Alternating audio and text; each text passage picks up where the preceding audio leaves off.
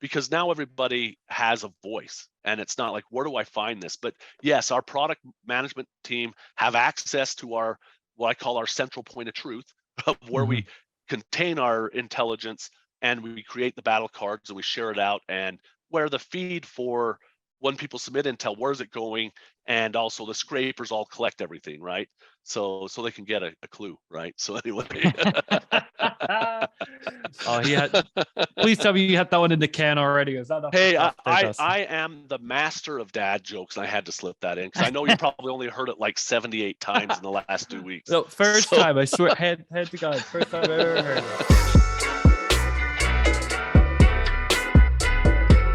All right, today I am joined by Dustin Ray, the Director of Competitive Intelligence at Datto. He's got over 10 years of experience in the compete space, and I can't tell if he's a happy or sad Utah Jazz fan currently. Dustin, thank you so much for joining me. Yeah, Adam, I'm glad to be here. And yes, I am sad to see Rudy go. He grew up here in basketball here at the Jazz. I'm sad to see him go, but always excited for the future. Look at that, Dustin, ever optimistic. I've been bugging him for weeks, months about this, and it finally happened. But listeners didn't come here to talk basketball. That'll be our spin-off podcast. Dustin is here to chat about a topic that has seemingly come up in so many different conversations I've had with listeners of the show, folks I've met at events, and even guests on the podcast as well. And it's, how does compete partner with product teams? How do they enable product teams? How do they work with product teams? Dustin, when we met in person over in Telecon, what was that, 2 months ago now? Yeah, it seems like yesterday, right? I know, doesn't it? It's one of those, like, it feels like it was forever ago, but also yesterday. We got to talking, and one of the things that you first brought up to me on the first night was this tiered approach you have to compete, and where working with product fits into that. So I'd love for you to share to the listeners this tiered approach to competitive that you've outlined. Yeah, it's a great way of breaking it out of how we focus our efforts. It actually comes from a military doctrine too, in a way in which they handle operations. So as we look at that, there's the tactical intelligence, and everybody's familiar with tactical and strategic. But I think the reason that product is kind of gets left out at times is because there's an operational level, right? And that's where product lives. Really quick, we know tactical is going to be, hey, are we enabling sales to sell today? Are we enabling them so that they can win in a competitive engagement with the customers and win business, right? So I think that's understood. People understand that. And at the strategic level, right, at the very top level, right, the strategic level, you see competitive and market intelligence really based around driving strategy. How should we invest our IRAD? What about inorganic growth? What market should we be moving into? Who are the up and comers that we should be watching out for, right? So everybody understands that from the strategic level. That's kind of like, who are we going to be competing with in 5 years, 3 to 5 years, right? But there's always that point. So tactical is, who am I competing with today? Who am I competing with 3 to 5 years? But well, what about the rest of the time? And that's where operational intelligence comes into, because this is really focused on those people in your company who are responsible for putting together your offerings for your products and services. So product management, right? And even product marketing to some extent. So it's like, how does this feed in? Well, it's so important because they're the ones who are reacting to what's going on currently in the market and leading us to that strategic vision. We need to provide the intelligence that is going to let them know what are the features we should be focusing on? How can we get leap ahead technology? How can we understand how the competitive dynamic is changing so that they can influence and update the roadmaps to our own products and services? So that's really where operational is focusing on, is, hey, what marketing campaigns are occurring, and how should we be managing our current product and services offerings to best compete in the marketplace? Getting back to what we heard from Intellicon is, so many people want to know, how do you partner with product teams? In your experience, why do you think that's a question that's coming up? Why do you think this has been a difficult challenge for folks in competitive? I think the reason it's been difficult is because of where competitive intelligence is sat. It's either been at like the very front end of the business, buried in sales, winning business, or it's been stuck in strategy. And only in the last handful of years we've seen it start moving into even product marketing, where at least it's closer. But even then, is it's looked too much as a marketing function. And now that you see product marketing and product becoming much more aligned, and it's grown immensely over the last 10 years, we know how to position ourselves competitively, but how do we help the business and their products so that we can now drive development and manage our roadmaps? And I think that's why it's coming up, is because from a compete standpoint, is that nut hasn't been totally cracked yet, right? So from your perspective and your experience so far, what's one of the first things you've done in order to build this working relationship? Maybe it's something formal, maybe it's just something a little bit more informal, but to create that alignment that you just mentioned there, that product marketing and product kind of getting involved in compete.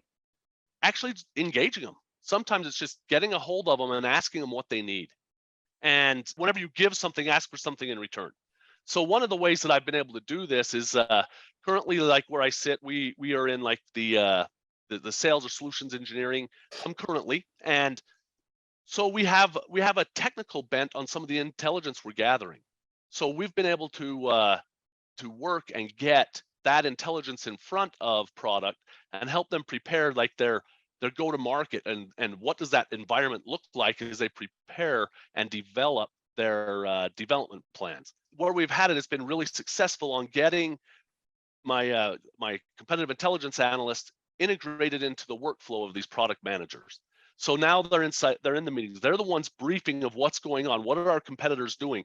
They brief what does the roadmap? What is the roadmap coming out and looking like of our competitors? So we can understand how to prioritize what we develop and how we can do leap ahead. And that's one thing we've been able to do, and that gets presented, and it's helping them. It's being presented at QBRs. It's being presented at product reviews and gate reviews for development. So the team's getting out there in front of it and becoming visible as they're working in those workflows with product management. But you got to find one or two people in that group that will champion it and bring that information. And a lot of times it means give them a few things and get their response and be able to take that. It's not always fun when somebody says, this doesn't help me. Go back, put it in a format that'll help them, or get the right thing, right? So that's one thing that we've been able to do. We've been able to establish that relationship through champions in the product line or product management world. Another thing you mentioned there was with you're an analyst on your team, almost being not ever present, but more present in sort of the day-to-day workings of the product team, like where these different meetings, these different projects they might be taking on, and having like a compete presence there at some of these different touch points. Is that something that's like that you've been like purposely working on? Yes, it's very specifically designed, because generally what happens with competitive intelligence is they'll align along the lines of the sales teams. It's really hard to get deep intel when you're covering all your competitors or just a tiny little subsection of competitors in a market. So what we did, and we did this intentionally, was we're aligning by product. We were also able to align with a lot of the solutions engineers who do the sizing of these products, who are out there talking to our customers that can say, hey, this is what I'm dealing with. And so they can feed that information in. So it's part of just because where we sit in the organization, we're able to work with a lot of these solution engineers. And then when we go to product line or product management, right, we're able to then say, okay, here's what we know. We can speak your language. If you don't align to how product management is organized, they don't know who to get a hold of. If they have to get a hold of 4 different people, it's going to be really hard. When it's like, hey, I need something on X competitor. Oh, well, Jane over there does that.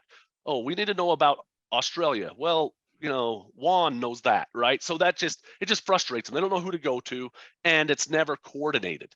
So by aligning to the product, we've had better luck, and it's even affected us on the tactical side, because we're able to get into deeper conversations that are brought into more opportunities because we have a deeper knowledge, rather than just being the manager of the battle cards or the manager of a competitor. That makes sense. So, and our battle cards are more informed because of it too. One thing you mentioned, that your compete program, it sits with sales engineering. Has that been something that's helped bridge that gap? Because I feel like solutions engineers, sales engineers, those teams are like they have a greater appetite, and they also have a deeper understanding of the technological aspect of a product. But they also speak a seller's language. Is that something that's really helped in terms of building that alignment? Almost definitely. So this is my fourth time of implementing or re-implementing an intelligence program, right? Mhm. And so to put it into perspective, I started November 15th. None of my team has been here longer than 6 months. In that amount of time, we've been able to get in where we're supporting 3 product launches, right? We've built out content for over 60 competitors, right? We still have some work to do. Don't get me wrong. We're still building it, but we're building it while the airplane's flying. But we've been able to get into these workflows with product management. But even more than that, we've gotten into the workflows with product marketing. But where we sit with the SEs, there's no way we could have did it as quickly. Because here's the thing: is the SEs also they have a great interaction with the sales teams. So as we work with them, they can help collect a lot of that. They can help us with that technical analysis. And so then as we put it with the other items that we're gathering from either win-loss or third-party reports or what's being scraped by our different tools we have, right? Or doing customer interviews, right? We're able to put it together. When we put that, it gives us a holistic look. Yes, you're right. Where we sit in the organization, it put rocket fuel in our ability to roll out the plan. When I initially, like I said, came on, it was like, okay, in a year, we should have a new tool set up with our main competitors covered. Right, and we've blown past that. So we're actually in workflows. We're working, like I said, even with product marketing, which I think is another one that it's kind of new too. Even though CI resides there a lot, they're also in that operational framework. And a lot of times, marketing gets so used to just talking about us all the time. They need to work campaigns that work in the competitive front, and that fits in exactly. So that's one thing we have is I call it, we got the trifecta. When we meet weekly for either SME meetings to talk tech, we have product marketing, and we have product management in it, right? And other people as needed, right? And then we also get into when we get into more of the go-to-market meetings, those same 3 are in there too. So we're kind of the catalyst that helps do that. And as we work through these meetings, we're able to see the viewpoint of everywhere that touches the business on the operational frame, if that makes sense. I've spoken to so many different people, and where your compete program lives doesn't necessarily make or break the success. I think regardless of where it sits, a compete program needs to be cross-functional. Yes. Teams across the board need competitive intel. But from what it sounds like when I'm listening to you, is like sitting in that spot with sales engineers, it puts you in a position for success. Pat Wall, I'm sure you know Pat from Imperva, used to always tell me that sales engineers, solutions engineers, he calls them his competitive ninjas. They're his best friends in the entire world. And listening to your example, it makes total sense.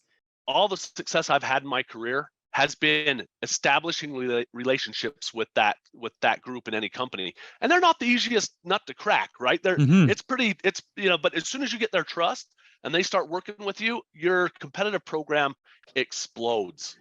And so so here's the thing is I've had a lot of success, whether I've been in strategy, had the competitive function in a corporate strategy group, or had it in a business development group, or had it at the front end in sales, right? Or even in marketing, it can.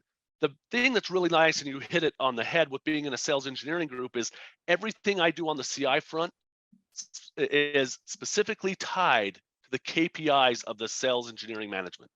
So what that does is now I can get properly resourced. I can get the money I need to do the work I need to do. I get the people I need to do the work. Many times what happens when you get in some of these other groups, it's really hard to tie in. I'm working with product. It's really hard to tie it into a KPI if you're in sales. So it always comes down to it. And sometimes it sounds crazy, but you are going to have to go to wherever you sit in the business is where you sit. And there's probably a good reason you're there. And unless you can make a good business case to move, you can work where you're at. I mean, sometimes we just have to lift where we stand, right? So one of the best things to do to get into it with product line is go talk to your boss and get it part of the KPI, request it. So that way, if he looks at it and he is going to get, and it's going to help him, then, hey, guess what? You'll get the resources you need. But if it's not, if you're trying to do work with product line and it's not part of the KPI of the functional area in or your boss, it's going to be really hard. right? So Mm-hmm. that's another thing that as we as competitive intelligence practitioners have to learn is Mm-hmm. it's not that they don't have the foresight. It's not like the business doesn't care. It's just each of these functional areas are given resources to carry out that function. So if you want to go and do something else with that money that doesn't support that function, they're going to say no, and they'd be, in all reality, it'd be kind of stupid if they didn't, right? I mean, so the best thing to do is you have to couch it how you're supporting that KPI and how you're supporting your boss to be successful. And like I said, with sales engineering, they're tied to sales. So, and they're also tied to how important are these implementations going when we sell new products and services. What it comes down to is tie what you're doing to KPIs. I think that's really why a lot of these CI functions struggle on trying to support product, is because you go and say you're going to use resources for another functional area, you can get some pushback. In terms of what competitive intel your product team wants, needs, and finds most valuable, are there certain things that have stood out to you now as you're starting to support them? They really want to understand and do a good work through of how do we compare and what functions do they have that we don't. So they want to understand that. And then two is how do we approach it from both a go-to-marketing and a plan and a roadmap standpoint. And then two is what's going on with the competitors, because it changes so fast. So one of the things we do, and like I said, I shamelessly stole this from the military, is on a weekly meeting, a majority of the people on my team, when they're working with these product line managers, right, they give them a brief of what's going on. This is what's happened with the near competitors. This is what's going on with the money in this. This is what's changed since we talked last week. So some of it's that, but what really helps them the most, though, is that comparison. And then two is laying out and templating what does the roadmap look like for our competitors. Because from there, it drives the decision making, for what these product managers have to do. When they're launching a new product, what they don't know is they like, is it going to be accepted by the marketplace? Is it going to be accepted by consumers? Now, I can't go and tell them it is, but what I can say is this is how the competitors are in that space, or how that need is being scratched right now. And this is how they're doing it and how they're going to market. And this is what it looks like. This is what we're going against. This is what we should be focusing on.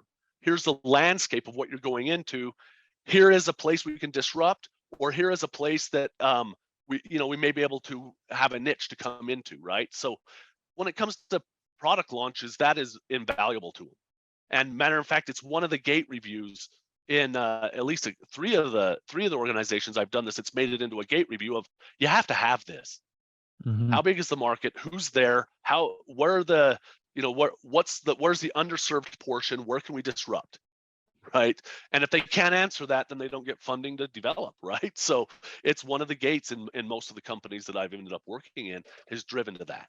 Where's the overlap between the insights you're providing customer facing teams, so your sales, your CS, and product? Because as you mentioned there, product really care about functionality, and sales do to a degree. So how much overlap, or is it like in terms of like your Battlecard content and your deliverables, is it night and day difference? Like where does that sit? So obviously, I look at this as most, at least they should be, and most of them of our salespeople are going to be in looking at our content or battle cards and things like that a few times a week, right? As they prepare for different sales calls, or they're on sales calls. Product management, it's a few times a month, right? It's not as often, but here's the thing is, it still comes down to, as a sales team, love the comparisons because of the way that we've organized them. And it comes down to, it's not just like they have this, we have that. Nobody cares. They're like, great, but who said it? What they want to see is like, how good is it? And where's it? Which of these functionalities are differentiators? So where the product team does that, because we're constantly updating it, is they use that same data. That comparison data is a benchmark that both sales use to sell and that product uses to position us. That's kind of the scorecard, right? So they use that a lot, but there's more than that.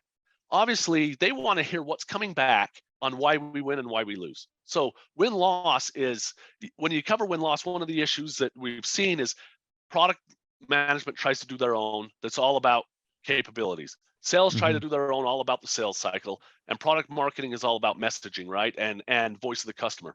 Well, it kind of has to be done together. And by doing that is you're able to bring that in, and as it influences what we're building out for the sales team, and it has points where we win, or that intel that comes out of that and that is submitted back from the sales team, product managers want to see that.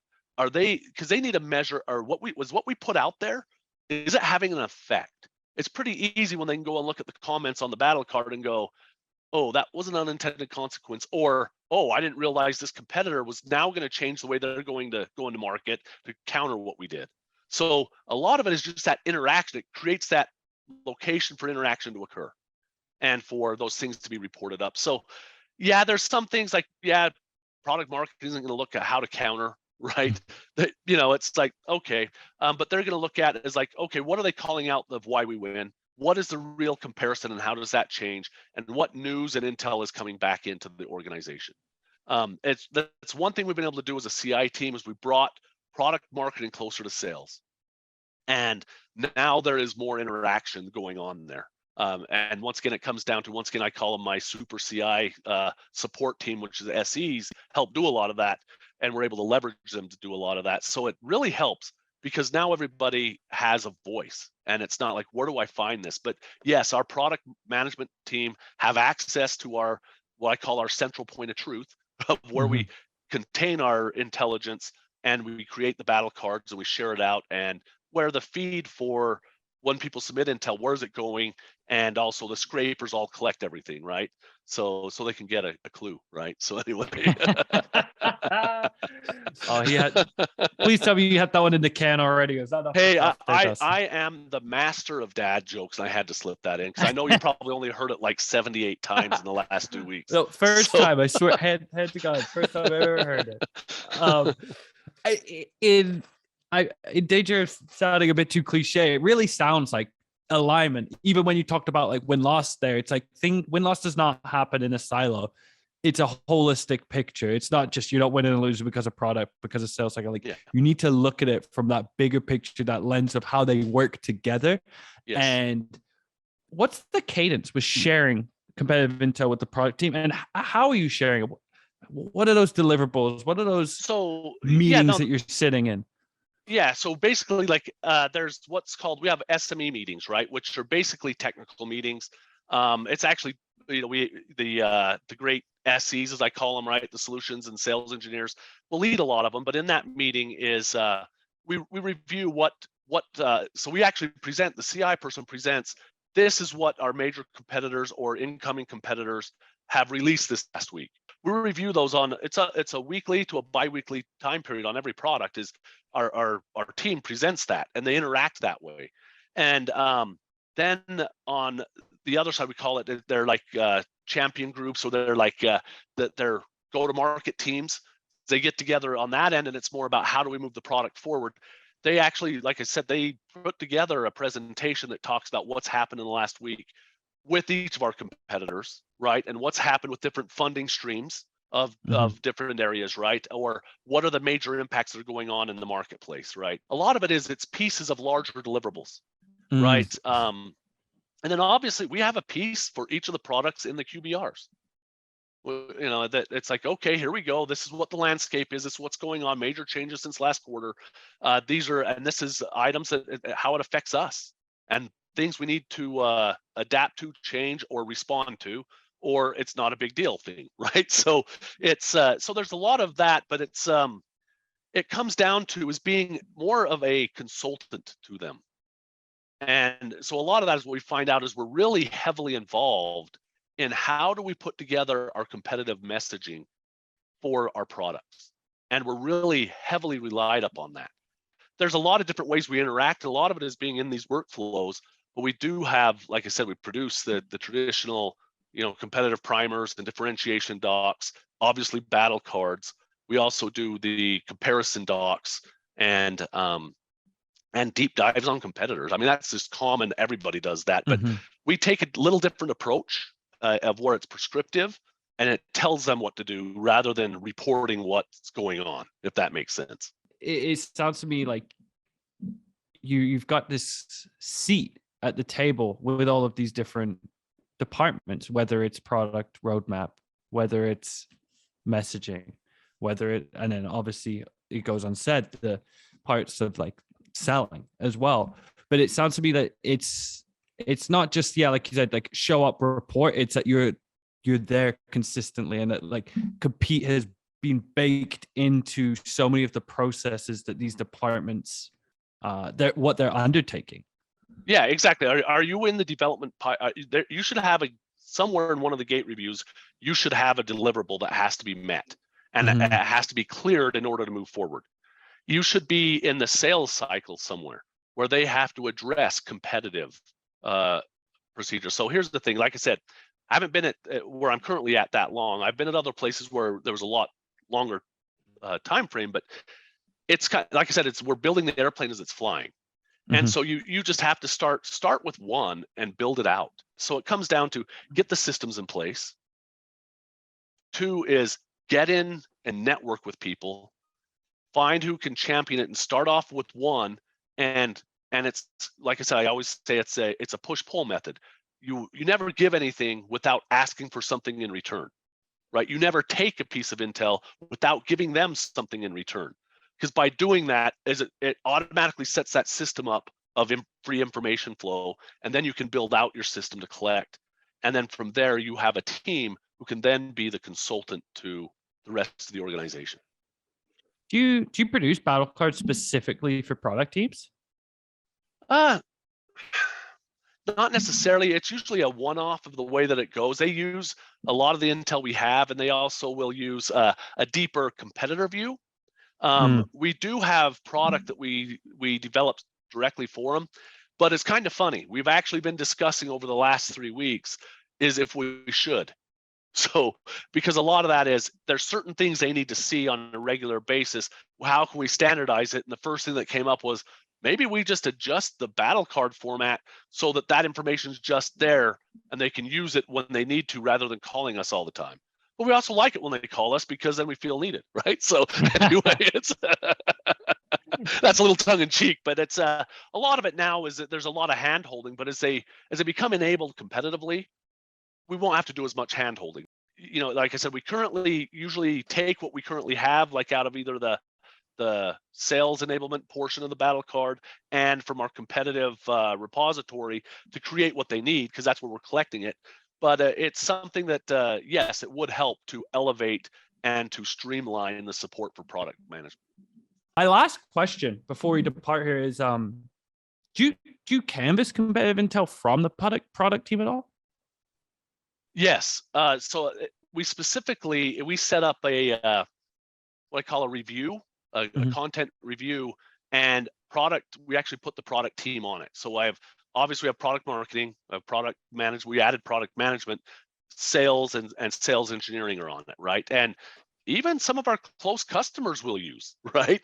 And say, hey, here we go, this is what we know, and get feedback from them. But yes, it's something that when we put together, we like to, each of the different product focus areas have a group that reviews it, and product management is definitely involved with it.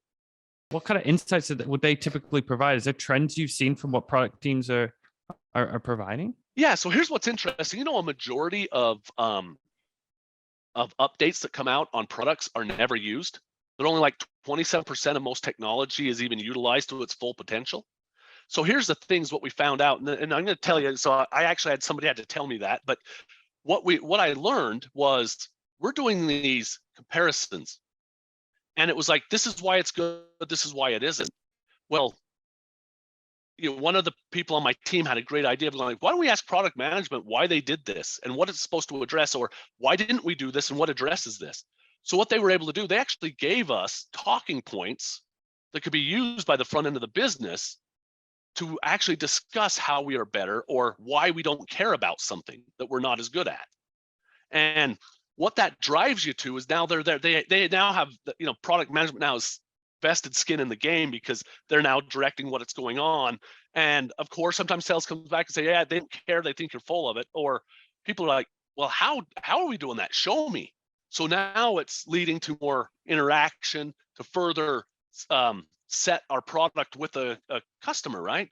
And by going, hey, if you try using this new feature, this is what it can do for you. So it's like I said, it's it's something that we do regularly, and that's how we get a lot of our talking points around our comparisons.